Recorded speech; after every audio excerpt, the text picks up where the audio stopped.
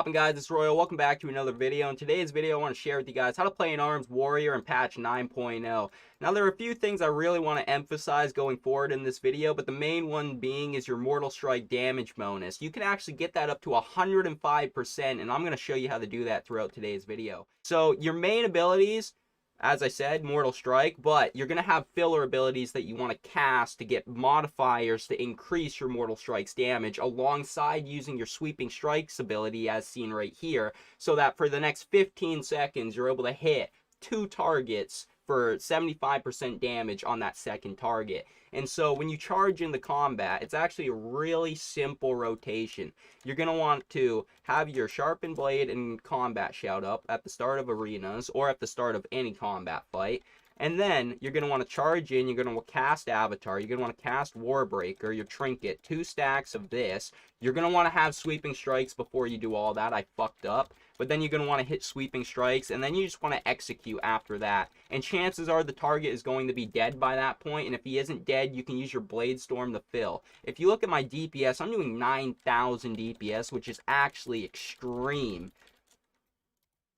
So I'll show you guys, I'll go back in a minute here, but anyway, a lot of this has to do with your Shadowlands Legendary that we picked up, which every Blade Storm you cast, it's going to cast 2 Mortal Strikes at a random nearby enemy. This is extremely good in PvP because it counts in PvP with your Mortal Strike modifiers. So we can actually modify those 2 strikes to deal more damage, and then using the Potency Conduit Mortal Strike combo, you have a 13% chance with the Mythic version at least. I don't know if it goes higher when you do Mythic Plus to get a Conduit or something. I haven't done that. But anyway, with the Mythic version, it gives you a 13% chance to basically proc a second Mortal Strike on your target. So if I Mortal Strike, I have a 13% chance to hit that target again with Mortal Strike. This is extremely good for tanking down people in PvP, as I've said, because like it's just super high burst. And if you have the healer stunned, they can't heal through it unless it's a paladin with a bubble. But that's why you bring your own paladin, so that way you can stun that pally and, you know, fuck his day up. But let's go into the rotation one last time because, you know, what if you never caught it the first time around? But anyway, Sharpened Blade, Battle Shell. You're going to want to wait for Sweeping Strikes. Sweeping Strikes you want to use at the start of combat. It's really good to get that DPSL. And so before you go into combat, make sure you have Sweeping Strikes up. If you have to LOS the fucking people, LOS them like this.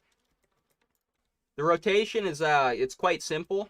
You're going to want to Sweeping Strikes. You're going to want to charge in. You're going to want to cast Avatar, Warbreaker, your Trinket, 2 stacks of Overpower, and then you're going to want to use Blade Storm.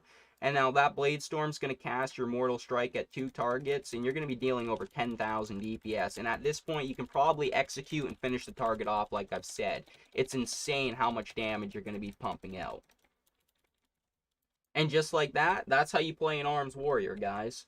Now, there are a few abilities that you can use in key situations. Your Disarm, you're going to want to disarm a rogue right away. That way your rogue can't stun lock you. If the rogue stun locks you, chances are you're going to end up dead unless you have a paladin that can bubble you out of that.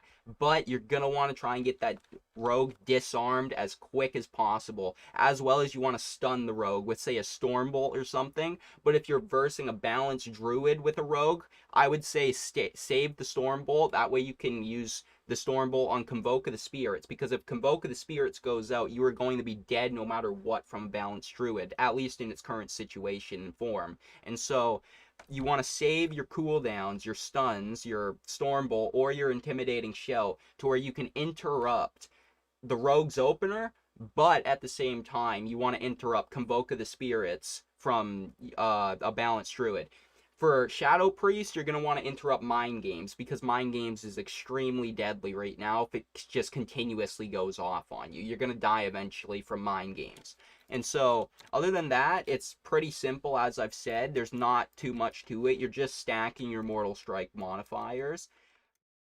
My general thoughts and experiences, though. So, Basically, Arms Warrior, I think it's in a really good position. I think it's one of the top DPS specs currently in terms of PvP and like, 2v2 arenas, 3v3 arenas. However, I do think Sub Rogue is absolutely broken, needs a little bit more nerfs in my opinion. Same with Marksman Hunters, because the burst is just extremely OP on those classes. I know Balanced Druid is also very OP, but the problem is if you interrupt the convoke of the spirits, then basically their OPness goes away right there from one ability. And so all you really need to do is focus that ability.